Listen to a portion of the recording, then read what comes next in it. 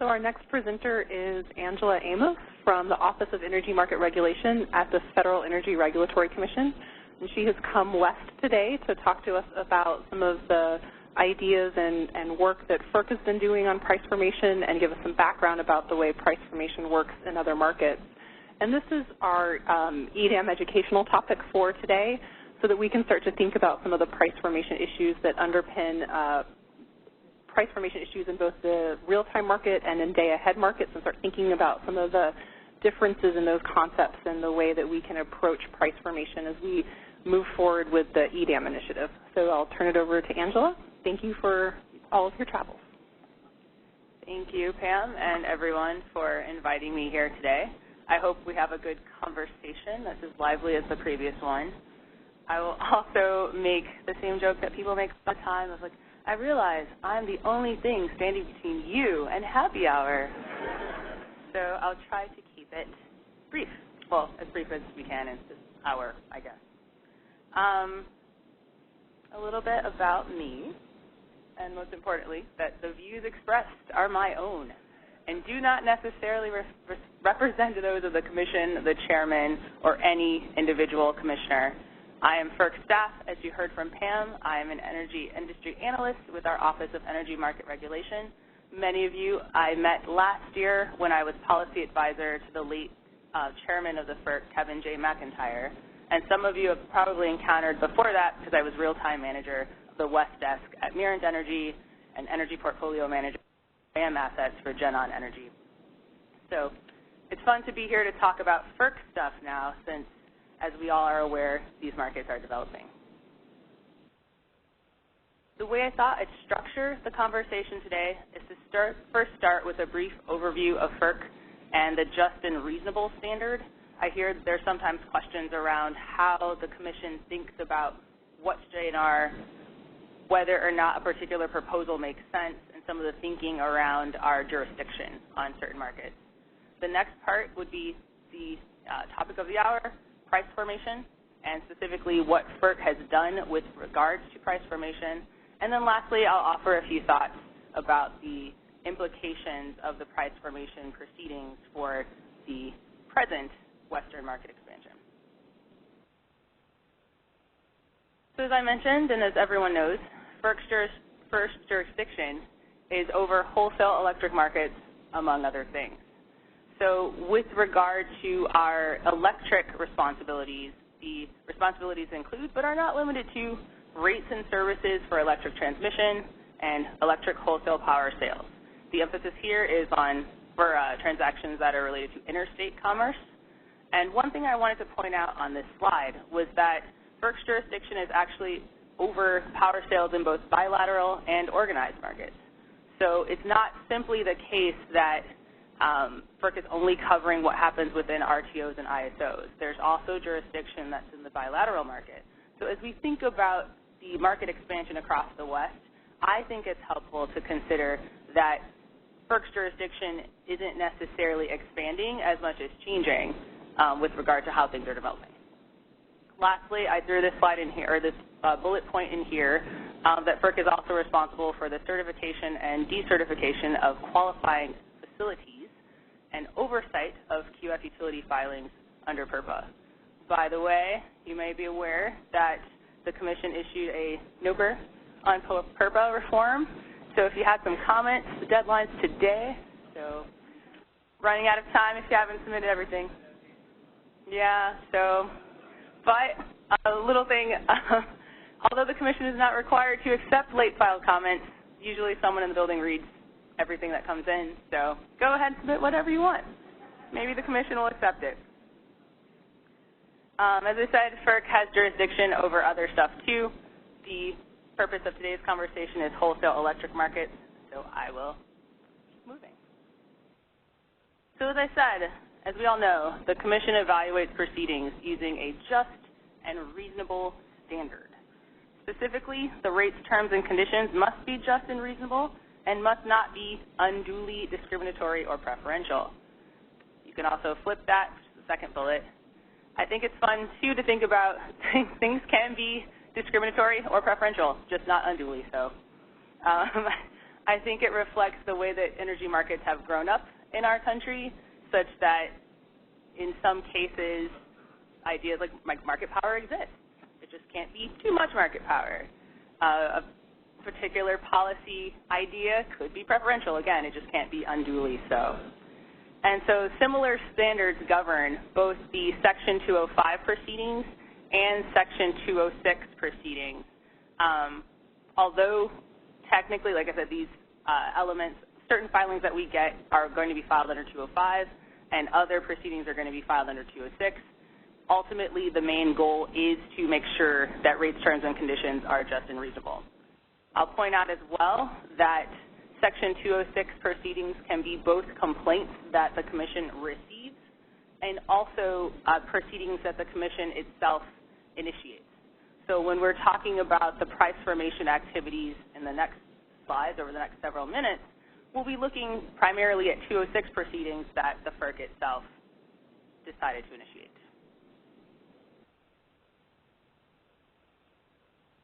So various price formation discussions revealed that certain RTO and ISO practices may not be, there we are again, just and reasonable. So I'm going to focus on a particular set of proceedings that were initiated via the AD 1414 docket. And I can say, the description here, on June 19, 2014, in this docket, the Commission initiated a proceeding on price formation. It focused on activities in RTOs and ISOs, but there's a note in those documents that say a lot of the principles apply outside of RTOs and ISOs. I also want to take a minute to pause and think about what was happening leading up to the middle of 2014. If you happen to see the version of this presentation that was posted last week, you might have seen this same slide that looked a little different that did go into more depth about the other proceedings that took place before this one, but I changed it, obviously. But I will talk about them a little bit here. So back in September of 2013, the Commission held a technical conference to talk about capacity markets in the East. And during those conversations, a lot of people pointed out that it would be kind of weird to just talk about capacity markets in isolation, because a huge part of revenue streams is determined by the energy and ancillary services markets. So people there said, hey, Commission, can you take a look at the way that prices develop in the energy markets and the ancillary services markets as you're considering broader concerns related to capacity markets? Fast forward a little bit later in 2013, and specifically that winter of 2013 and 2014, and you had the polar vortex. And that was an operational challenge for many out east. And the Commission had a technical conference in April of 2014 to review what happened, what worked well during the polar vortex, and what could be improved. And just as had happened before, many participants said, hey, Commission, now's a really great time for you to think about price formation more broadly. Think about how prices are formed in energy markets and ancillary services markets, and kind of fix some of the things that may be going wrong, or at least may not be JNR. So the Commission thought carefully about those requests and also agreed that the time was ripe to dive more deeply into price formation issues. And so this AD 1414 docket was initiated. When that docket came about, there were a few categories of focus. They're listed here: use of uplift payments, offer price mitigation and offer price caps, scarcity and shortage pricing, and operator actions that affect prices. There are other pieces that were explored more fully throughout these proceedings, but these were the categories that the Commission first thought it would target. So as I mentioned before, the Commission recognized that LMPs may not fully reflect the true marginal cost of production. And because the LMP is designed to ideally reflect the true marginal cost of production, if an RTO or ISO tariff is designed in such a way that true marginal costs aren't being represented, then there's a possibility that that tariff is not JNR. So the Commission said that the goals of price formation include the following. 1, you want to maximize market surplus for consumers and suppliers. 2, you want to provide the correct incentive to market participants to follow the commitment instructions they receive, dispatch instructions, and as well you want to encourage market participants to make efficient investments in their facilities and equipment and obviously maintain reliability. The third piece is that the Commission thought that prices should provide transparency so that everyone knows what's going on. So it's clear what the marginal cost of serving load is. It's clear, as much as can be clear, what the operational constraints are. And lastly, you want to ensure that all suppliers have an opportunity to recover their costs. And as I mentioned before, the Commission recognized that although the focus of this particular set of proceedings was related to RTOs and ISOs, the principles apply across the board. So the Commission, as we are aware, has a few different approaches to tackling these kinds of proceedings. One is through the formal rulemaking process. In this case, there were notice of proposed rulemakings, NOPRs, some of which resulted in final rules. But there were also staff reports, there were workshops and staff reports that explored some of these issues in depth. I note these staff reports here because they are available on FERC.gov and you can read them. They're obviously dated a few years ago, but I do think they provide a nice primer for what the Commission was thinking about and some of the economic considerations for each of the subject areas. As I mentioned before, some of the NOPRs resulted in final rules. So I've listed those here, and we're going to dive more deeply into each of these final rules, as well as spend a little time talking about a NOPR that did not become a final rule, but the Commission took other 206 actions specific to certain RTOs and ISOs. So actually, before I go there, questions, comments? Okay.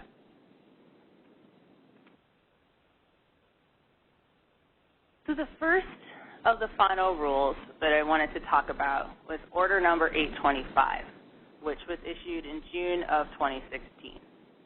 For each NOPR, the Commission usually outlines what it believes the need for reform is, like what is the problem. So I list that here with regard to settlement intervals, and the next slide will be shortage pricing, as well as what the Commission did to resolve some of those issues. So for settlement intervals, the first piece was that many RTOs and ISOs were using an hourly price for real-time settlement and 5-minute dispatch. And that mismatch would mean that the price was not reflecting the value of providing given service. This mismatch could contribute to a lack of response to actual operating needs. It could discourage resources from following 5-minute dispatch instructions, and it could increase the need for uplift payments. And I'll give an example. So say you have a resource and it's a little sluggish, maybe it's like 50 years old and it's just hanging on to the last of its last legs, and it ramps more slowly than it should. It gets a dispatch instruction to go to whatever, 500 megawatts, and it's just slow. So as the hour progresses, this resource is just taking its sweet time, isn't quite making that go-to instruction every single interval. But the resource operator, the owner of the generator, is like, I know that I get paid by the hour. So as long as by the end of the hour I produce enough megawatt hours to get there, then I won't be penalized for the undergen in the first half of the hour. So my sluggish little resource can be sluggish for the first, say, half hour. Then you finally reach that target, and then just overgen a little bit the back half of the hour, and everything works out. Not to say that, I used to work at a place that had old sluggish resources, and I did used to dispatch PJM or, optimize PJM resources, so maybe I've perhaps seen a situation like this. Maybe that was an especially old and sluggish set of units.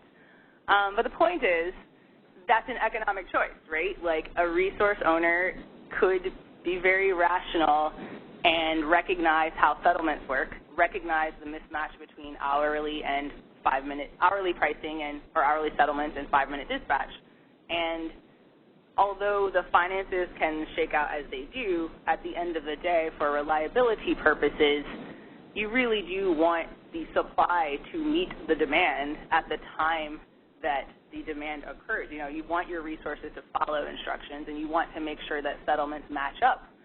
So the Commission recognized this mismatch and made people fix it. So the corresponding rule from the Commission required that RTOs align settlement and dispatch intervals by settling real-time energy and transactions in the same interval as dispatch. So 5-minute, 15-minute, hourly, whatever it is, it just needs to match up. Similarly for operating reserves and for intertie transactions. There was a little bit of conversation about, like, the Commission did not say that the energy settlement has to line up with operating reserve settlements and all of that. There was a little conversation around that. But for the purpose of this rule, just the settlement needs to match up within the same market with the instruction. The next part of Order Number 825 addressed shortage pricing. So the Commission observed that some RTOs and ISOs restricted the use of shortage pricing, that they may not have invoked shortage pricing when there was an actual shortage, and because of that, it could distort price signals. And the Commission observed that distorted price signals may not reflect the value that a resource provides the system. So the result was that the Commission required that each RTO and ISO establish a mechanism to trigger shortage prices for any interval in which a shortage actually occurs. Some interesting things that RTOs were doing at the time were certain RTOs had a look ahead and they said, okay, well, if we believe the shortage will last for 45 minutes, then we will trigger that administrative shortage price. But if we don't think the shortage will last long enough, then we won't. Then, as I read out here, that's a challenge is because the value of the point of the LMP is that it's supposed to be telling the world what's actually going on. So if there's a shortage, that should be reflected. It shouldn't be something that's like, well, maybe if several intervals of shortage occur, then we'll signal. No. The Commission wanted each interval to reflect what was actually happening, each interval to reflect the marginal cost of serving load. And if operating reserves are scarce, shortage pricing is one of the ways to signal that to the market. Next, Order 8 number 31, which was issued in November 2016, addressed energy market offer caps. So here, the need for reform described that offer caps at the time may have been unjust and unreasonable because they prevented resources from recouping marginal costs. They may have suppressed LMPs below the marginal cost of production.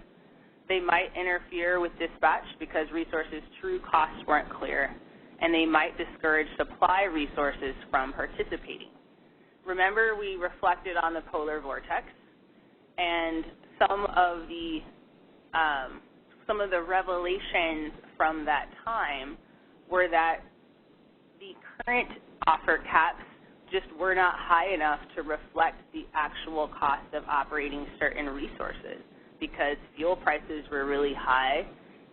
So you have a resource that has to pay a lot of money for the fuel, but then on the power side, they just weren't able to recoup that cost. And that's a problem. Similarly, if the offer caps that existed at the time were too low, then ultimately that artificially, in quotes, artificially low price as it got translated to the LMP would result in a system market price that's also too low because, again, it's not really reflecting the true cost of production.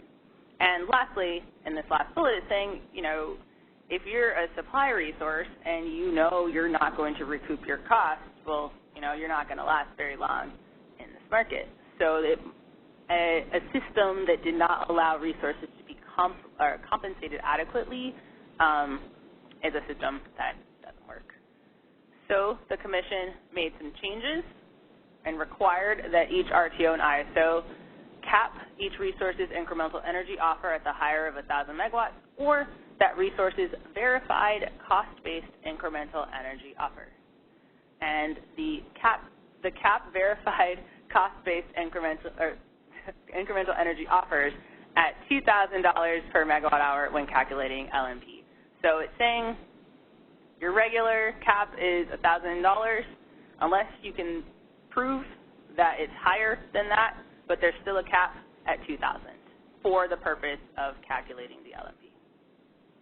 I know we'll want to talk more about that, but I'll preempt some of your questions because the Cal ISO's 831 compliance filing is protested by some of you guys here in the room.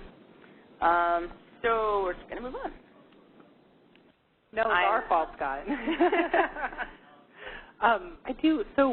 But there is an opportunity to have a cost-based bid above $2,000, but it just wouldn't set LMP? In theory. Okay. So the particular resource could say receive $2,500 for its generation if there was a cost-verified bid, but that the LMP itself would stay at $2,000. I don't want to go into too much detail, but theoretically, this particular provision specifically addressed what could set LMP. Stop there.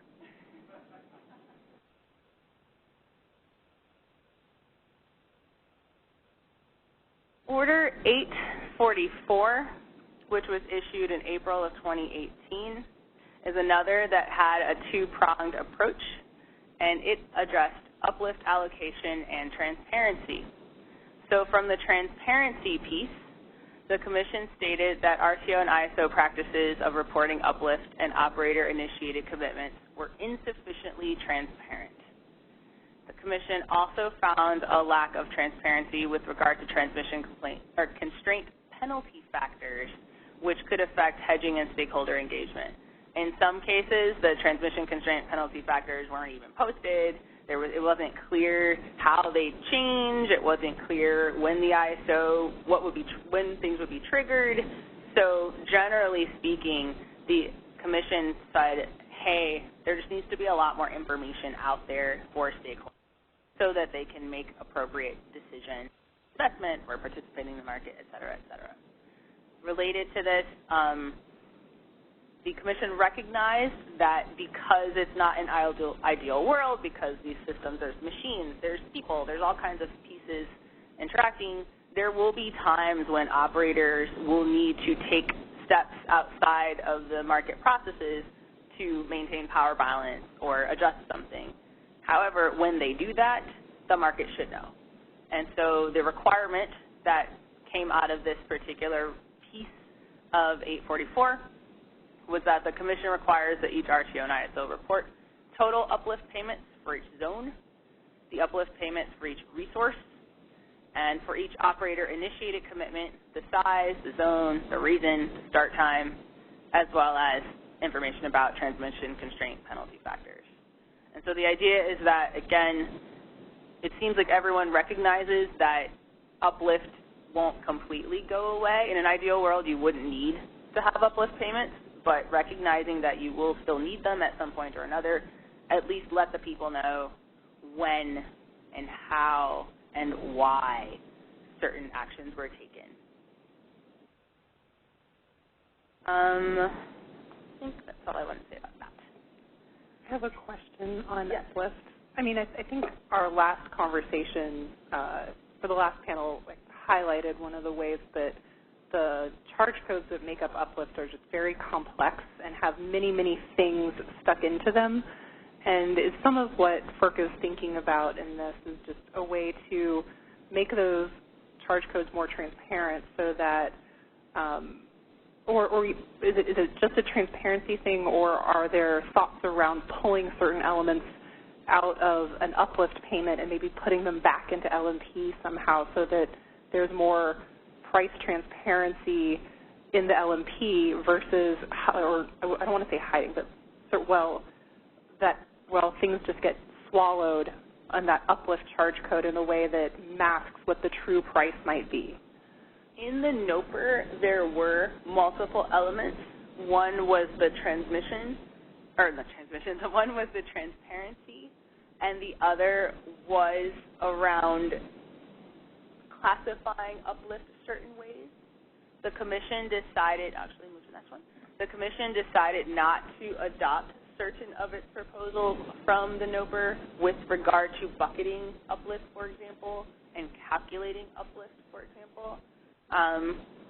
One of the pieces related to what you might have been asking, if I understood it correctly, is that there's a cost causation element, and making sure that the costs of uplift are assigned to the parties that actually caused that uplift was a matter of interest for the Commission. And so with regard to the cost causation element, the Commission did originally propose to say, if you had a deviation, then you could be on the hook for uplift. And within that uplift bucket, within that deviations bucket, there could be something that's like a system-wide issue or a congestion management issue, and the Commission proposed some ways to sort of think about uplift more consistently across each market, but ultimately the Commission's final rule focused primarily on transparency and not the uplift allocation piece. What else can I say about that? There were also explorations of principles of helping and harming, because the idea is that one of the values of a well-designed market is that you converge day-ahead and real-time pricing. And so certain types of transactions are designed to encourage that convergence. And so if what you did helped convergence, then you might be treated differently in the Commission's original proposal than transactions that harmed.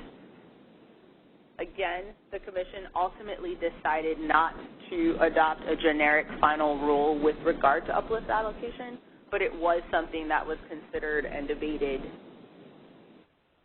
Yeah, for me, and speaking again just as me, I think that what the Commission observed as everyone weighed in the comment process is that each market is different.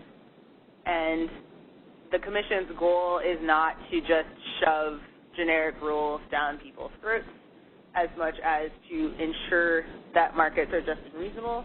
And sometimes, in order for that to occur, the Commission recognizes that each RTO or ISO or each region might have a different set of structures that make sense for their. Have you seen any of the other RTOs take up some of these concepts and implement them in their own unique way, or is that something that's maybe in the works elsewhere? So MISO and PJM have worked very hard on their structures. I think the MISO one was pretty interesting to a lot of commissioners at the time a few years ago. PJM used price formation language to describe what they wanted to do. One thing, as you guys are diving into what other RTOs and ISOs do or what other regions do, it's probably important to recognize that each filing might use the same words, even though they're so PJM had some stuff that they labeled as price formation, which was distinct a bit from what the Commission was proposing. But MISO has a really interesting way of assigning uplift and bucketing uplift. I don't necessarily know that that model would work for everyone, and I understand that MISO's stakeholders, they took over a decade to reach the state where they are, and so trying to just, one of the things that we think about on FERC staff is trying to avoid making recommendations to the commissioners that they just pick up some practice wholesale and try to force everyone else to do it. And to their credit, the Commission, they understand, like I said, they understand that the unique needs of each region should probably influence the market design principles there.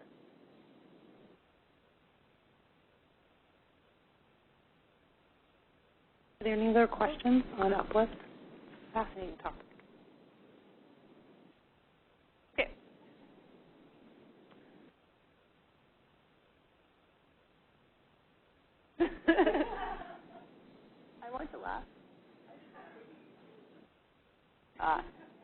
Yeah. I guess another thought, too, on Uplift, and some of the questions that I had when reading what the Commission said and working on it, is, again, how you define things, because the Commission originally proposed to define deviations as any departure from a day-ahead schedule. And so in my experience, there are lots of reasons to depart from a day-ahead schedule, sometimes because the market operator told you to. So I think it became pretty apparent, again, that a generic final rule may not have been the only option available to the Commission. Stop it there. They might do something else in the future, I don't know, but at least as far as this particular proceeding, they felt confident that the transparency provisions were really important and didn't want to preclude market participants from benefiting from revisions to the transparency structure. All right, another example or another piece of the price formation activity at the Commission was related to fast start pricing. So the Commission observed that certain RTOs and ISOs, the practices of these RTOs and ISOs may have prevented fast start resources from setting prices. The RTOs may have maintained practices such as not including commitment costs that prevented prices from reflecting the cost of serving load. They may have incorporated offline resources in ways that distorted price. And the RTOs and ISOs, certain of them, may have maintained practices that undermined price convergence. So ultimately, the Commission decided not to issue a generic final rule regarding fast start resources, but instead took specific 206 actions for PJM, for NISO, and for SPP. So PJM's compliance filing is protested, so it won't talk about that. NISO and SPP are due to file theirs by the end of the year. But there are a few interesting pieces related to fast start, which I thought would be fun to discuss. One is that the Commission's conversations around fast start resources, as well as the conversations that certain RTOs and ISOs had, seemed to recognize that resources that are fast start are also often block loaded. And so what was interesting as the conversations evolved over time is that there's actually a difference between being able to start quickly and be effectively marginal because you can be available in 10 minutes or less or something like that. There's a difference between that ability to be available and also how you're actually operating once you're online. And as technologies develop, certain fast start resources are actually dispatchable. And so in NISO, for example, the set of resources that they had most of them happened to not be dispatchable. And NISO was actually one of the more, one of their RTOs, or ISOs in this case, NISO, that actually did have provisions to address fast start resources in its tariff already. But because they were meeting a very specific need, their rules addressed what was actually on their system at the time. But if you happen to come later, maybe the rules didn't really apply to you the way that they should. And so some of the conversations that people have around fast start do tend to blend these principles of and also being block loaded, and I would just say those aren't the same. And some commenters pointed that out in these price formation proceedings, but I don't think it was emphasized enough personally.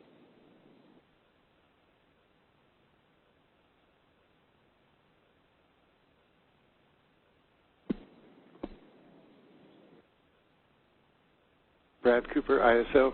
So it's been a while since we've looked at this rule. So was the original intent to address block-loaded resources to get their min load costs into the LMP, or was it to address fast start resources? I assume it was to address block-loaded resources. It was both.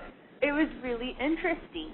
When you go back and read, I happened to take a few notes that list out what the Commission said in this same NOPR. First, it should apply fast start pricing to any resource able to start within 10 minutes, has a min run of 1 hour or less, and submits an economic energy bid. They wanted to be able to incorporate commitment costs, such as startup and no load, in energy and reserve pricing.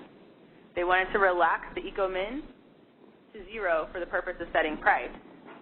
If RTOs allowed offline resources to set price, they must be feasible and economic. And lastly, incorporate fast start in both day-ahead and real-time markets. And so from that list, it was both. Like, there was this implicit assumption that is probably rooted in the technology from 5-10 years ago that, yeah, fast start resources are also block loaded. And because they're block loaded, they can't, serve the incremental next marginal megawatt of demand, or the incremental megawatt of demand, because they can't move around. But the fact is, especially now, there are technologies that can be both fast and dispatchable, and so it probably doesn't make sense to, well, it does, the Commission has later said, there should not be restrictions on dispatchable fast start resources simply because the old style were not dispatchable. Yeah, and I guess the economic principles, though, were more broadly that a fast start resource that can be online in 10 minutes or less is basically marginal. And similarly, because the commitment cost for a resource like that, the extending logic was that the commitment cost for resources like that should also be included, because for all intents and purposes, it's marginal. I think some RTOs had a hard time justifying their practices because the longer the time horizon, the less convincing it is that a resource is marginal. Like if it takes like 2 hours, if you have a min run of like multiple hours, or if it takes half an hour or 45 minutes or an hour or longer to start, then like each little step further away you get from quite close to marginal, the harder it is to apply the same logic.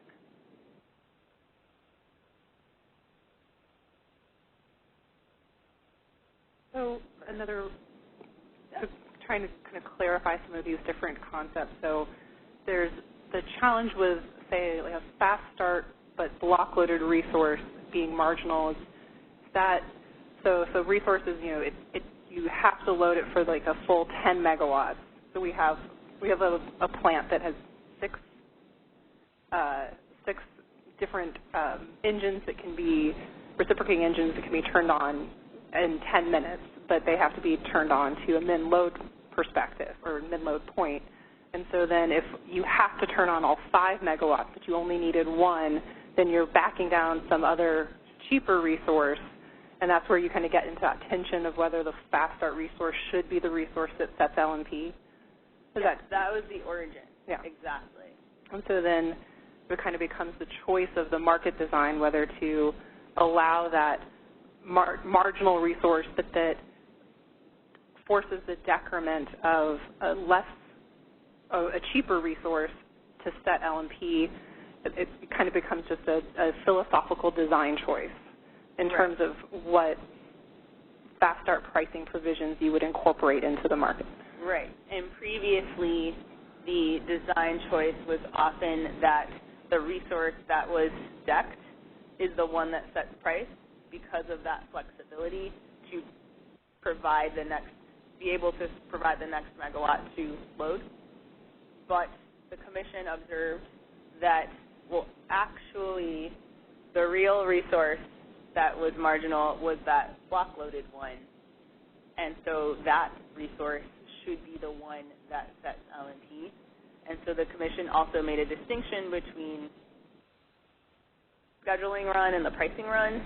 And in the pricing run, you would treat that resource as though it could be dispatched to 0 for the purpose of setting price. Even though it's not physically capable of that. It's a philosophical approach that, I mean, originally, I guess way back in the day, some economists wrote a lot about, complex hull pricing and stuff like that. MISO's process was influenced by that, but then they kind of deviated.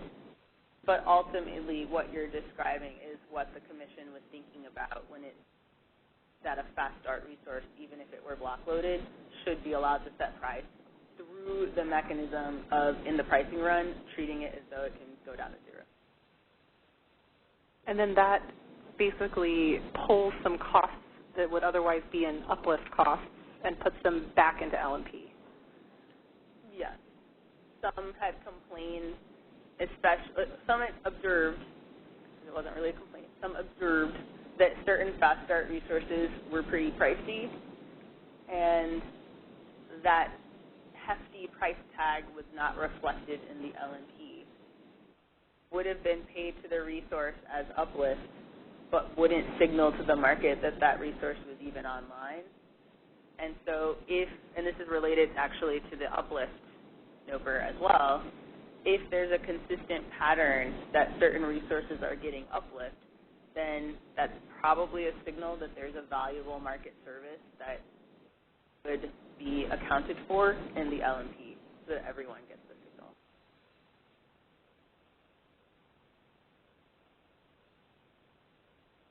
More thoughts or questions or comments?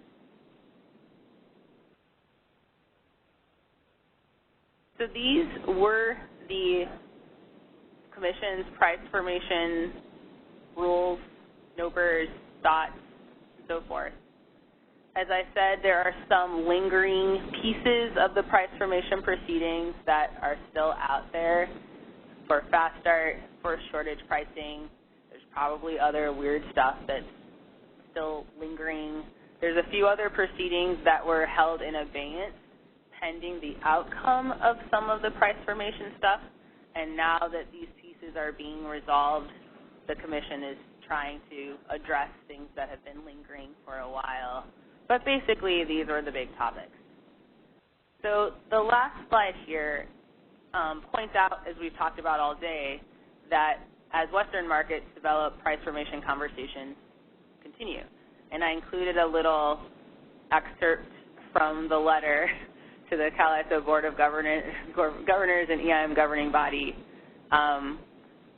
where there was an explicit invitation to study fast start pricing, what's happening elsewhere, and themes of scarcity and shortage pricing. I think that the Commission has been pretty clear in explaining what it thought was important with regard to price formation. As each tariff or OAT comes to the Commission's attention, presumably the Commission will be evaluating whatever everyone comes up with through the lens of JNR. The Commission has already said that it's willing to appreciate that different practices can be JNR as meet the needs of each market or public utility. But it is still important to make sure that whatever is decided upon through the stakeholder process, through your conversation, that it probably shouldn't be too far away from what the Commission has already outlined as JNR. Have any more formal thoughts there, so happy to have more conversation. I think Tony has a question.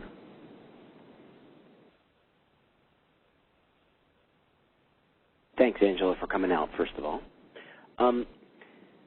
This isn't something that I followed and just starting to now dig into. It's not really been too much of a debate until fairly recently out here. Give me a little sense about the discussions of the parties in this docket.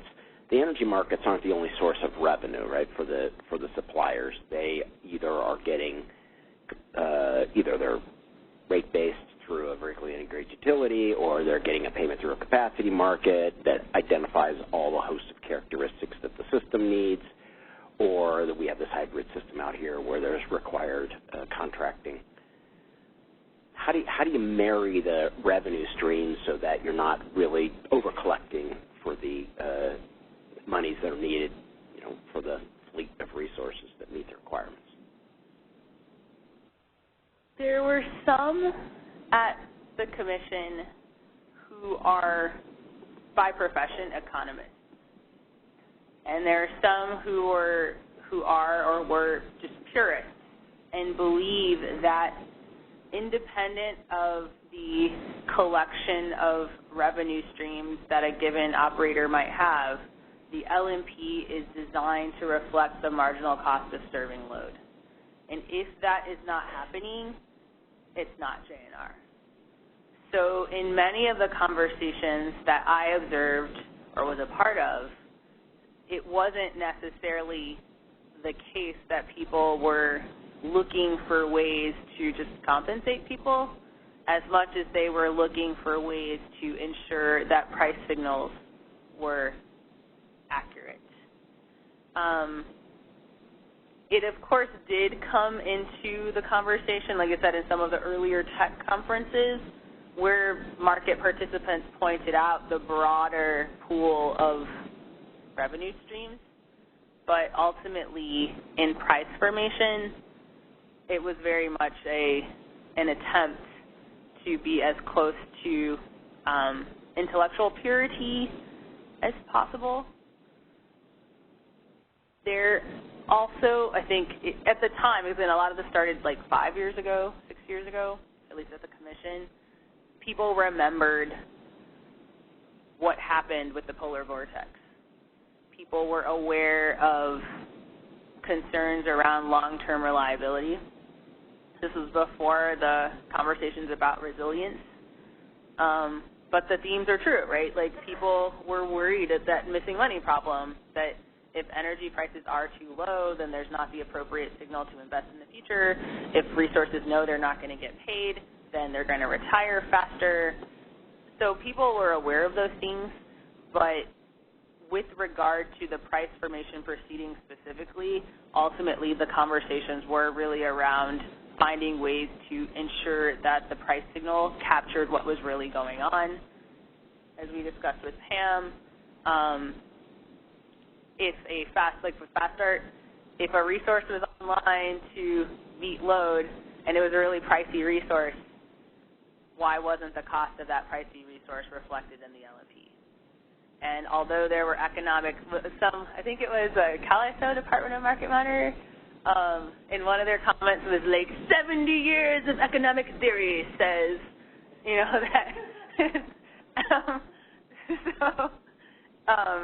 You do have a philosophy that says if you can't be dispatched, then you're not capable of meeting that next megawatt, therefore you can't set price. But there is still a reality that if you're a Fast Start resource and you're $400, it's kind of strange how the LMP is 22, something like that. I'm making a Scott, and then Petter.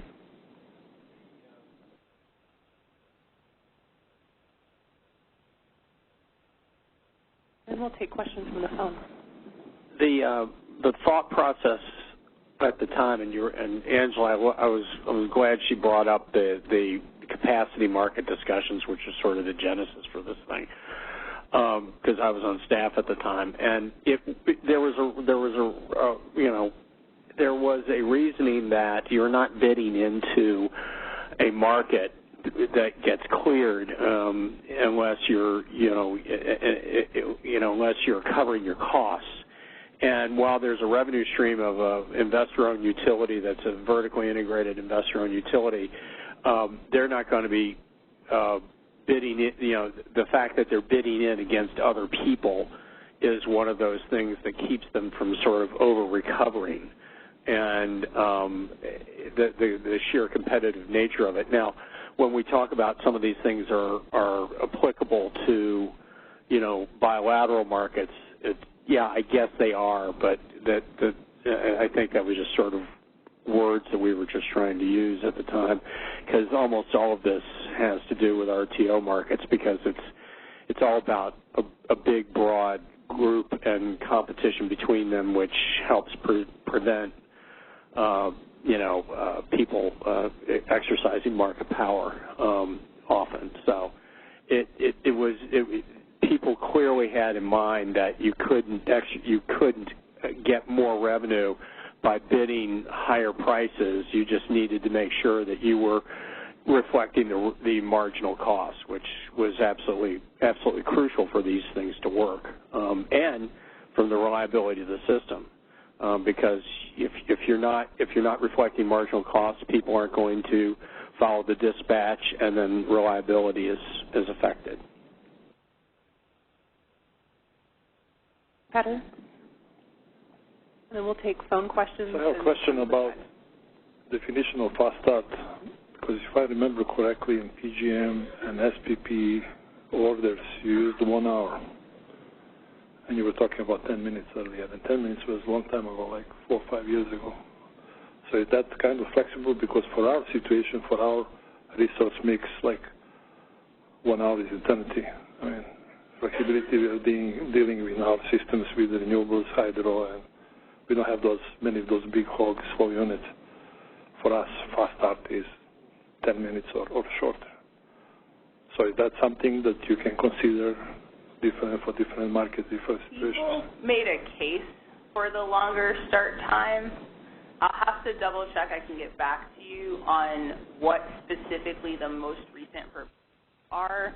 I know, like I said, the PJM compliance one is still open, so I can't talk about it even if I did know off the top of my head their most recent proposal. But the Commission did originally intend for it to be a shorter window. Can you go back to one of your slides about J&R definition? You are talking about something about recovery, opportunity to recover the cost. This one? No. No? That one. So you see number 4, ensure the suppliers have an opportunity to recover their cost.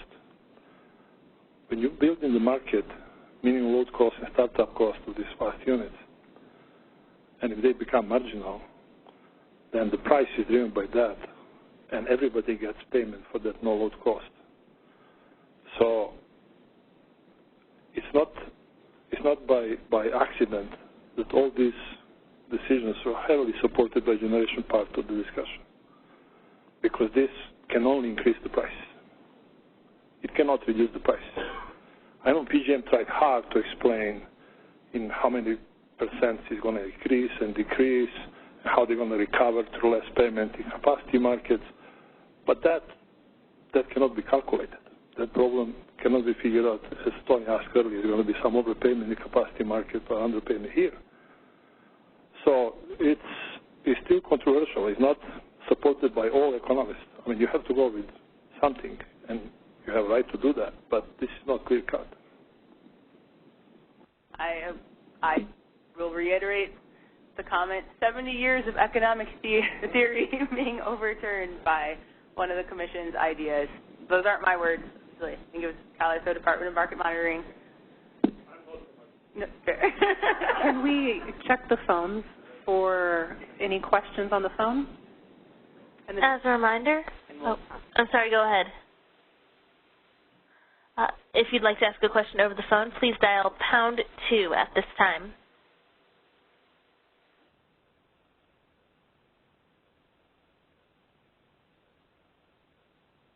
All right, and I'm not seeing any phone questions. So maybe as a segue to happy hour, I'm going to ask a more future-looking.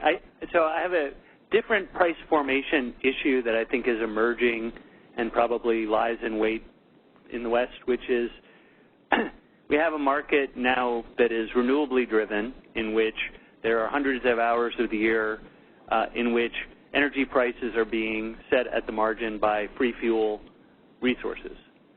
And the question becomes, so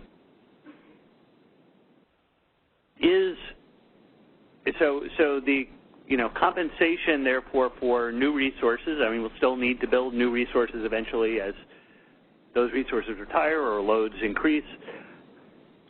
Should they increase? I don't know.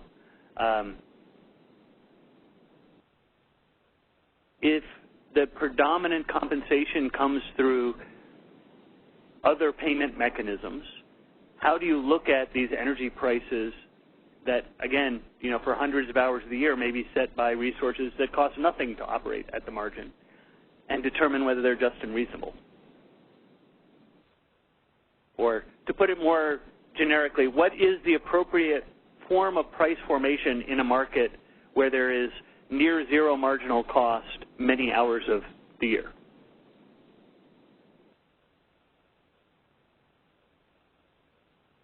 Noting that some have suggested to the Commission that there should be a capacity market in the West. I will also point out that the Commission has been thinking about other ways to recognize the value that resources offer to the system.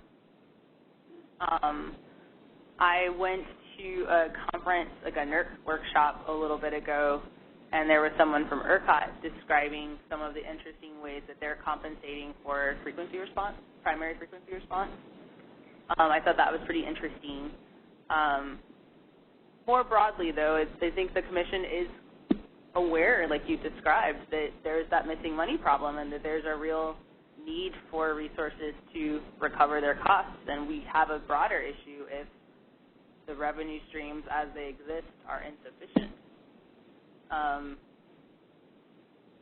Not speaking as a FERC staffer, but as just a person, I am curious about, maybe we should allow certain resources to die. Like, there's a part of me that says if the market signal is that you have too much capacity, then let capacity go offline. Eventually you'll reach a point when the signals are high again. What does that mean for us as consumers if our lights go out? It means a lifestyle change. It means that we have to be more involved. It means we need to be willing to pay more. Like, this is, again, me going, like, rogue and saying all these things. So don't quote me. We'll talk about it at happy hour. But I do think that, right? But I do think that, again, no commissioner is ever going to say, like, too bad. But I do think that there's real room for us as everyday consumers to be willing to pay more if we want a more renewable system. And connect between what individuals, like random household owners think about and what actually goes on in terms of keeping the lights on, it's a challenge.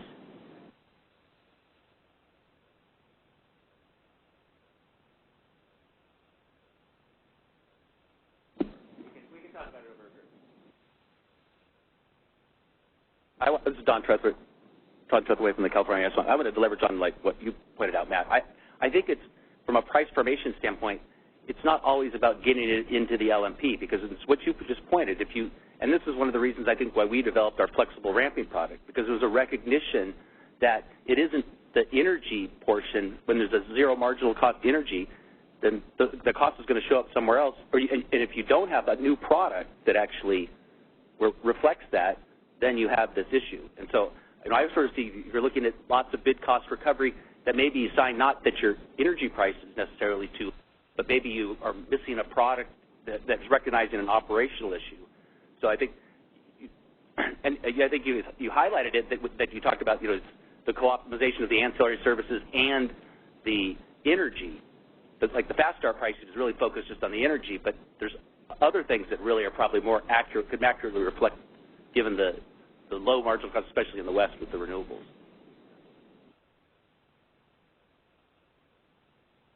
Clay, did you get your question answered? No. I wanted to ask a question. Clay Norris, Tacoma Power. I wanted to ask a question about price caps that I think is fair. We're contemplating an extended day-ahead market where resources kind of straddle the bilateral and the RTO world. And I'm wondering if just curiosity, why the Commission didn't talk about price caps in bilateral markets when they increased them in the RTO markets. I don't know. I can defer to others who were there at the time, but I do know that the Commission did specifically target RTOs and ISOs as part of all of the price formation proceedings. I don't know whether there was a conversation around expanding the scope.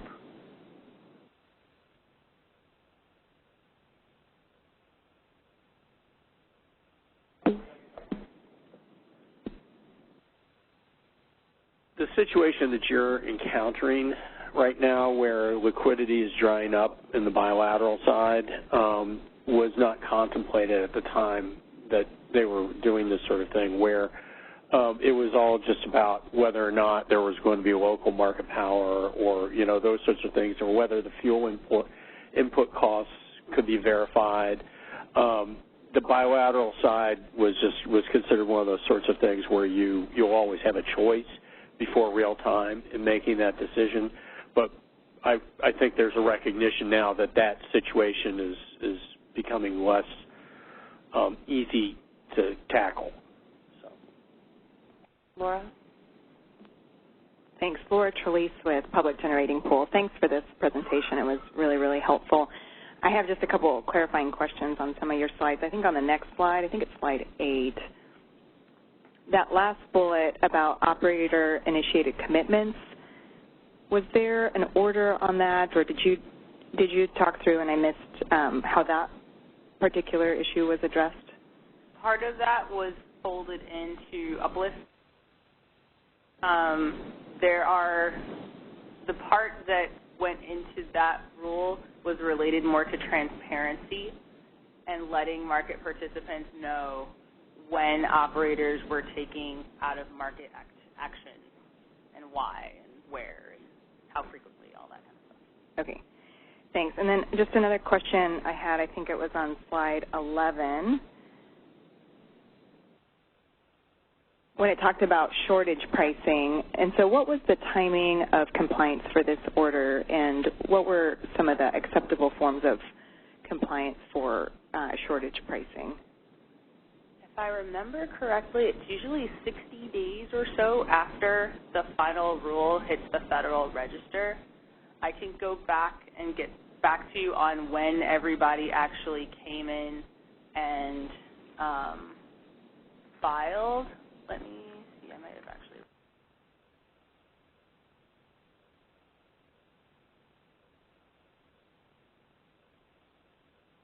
So I can get back to you on when people filed. Sometimes I don't want to just say off the top of my head because sometimes people ask for extensions, and I'd rather not just opine when I could look it up for you. Yeah, and the second part to that, do you remember some of the filing? What were some of the different ways that the ISOs and RTOs complied with this particular order? So for PJM, for example, they stopped their process of waiting for 45 minutes or waiting for a shortage to last for 45 minutes before triggering shortage pricing. They did what the Commission said. As each interval reveals a shortage, they triggered that administrative pricing.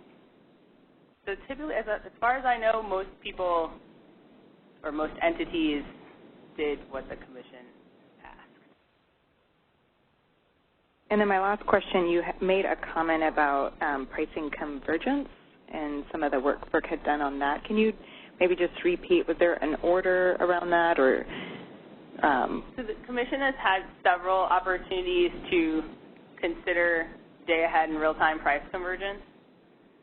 In the case here, the rationale was that the Commission wanted to define any change in real time from the day-ahead schedule as a deviation. And within that, once something is classified as a deviation, the Commission wanted to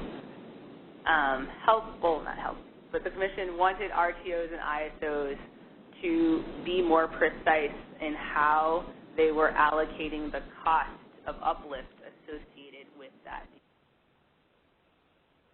The Commission did not ultimately, in this final rule, make RTOs and ISOs make, in quotes, require RTOs and ISOs to make those changes as suggested in the proposed rule, but there are in other fora opportunities for RTOs and ISOs to think about day-ahead real-time price convergence. So I'm thinking about, for example, in PJM, there have been conversations around certain virtual transactions, and other RTOs there have been thoughts around virtual transactions. and it's the same principle of trying to get day-ahead and real-time prices to converge. I don't think there was anything, at least I'm not aware of anything, tied to the helping and harming piece that was originally included in this particular proceeding.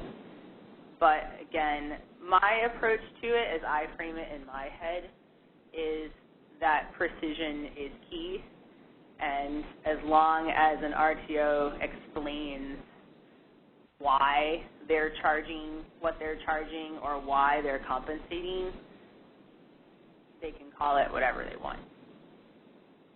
That's just my opinion.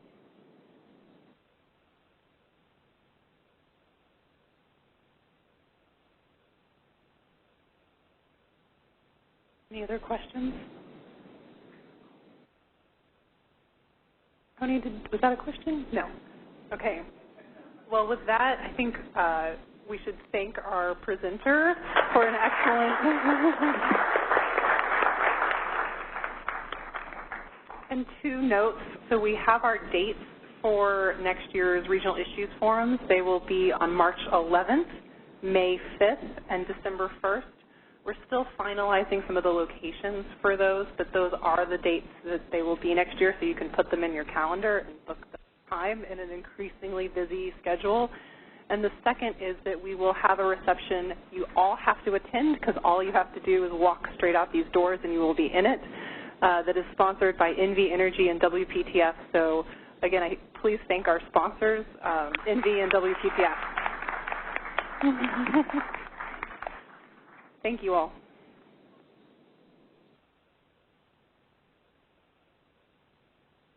That concludes our conference. Thank you for using AT&T Event Conferencing Enhanced. You may now disconnect.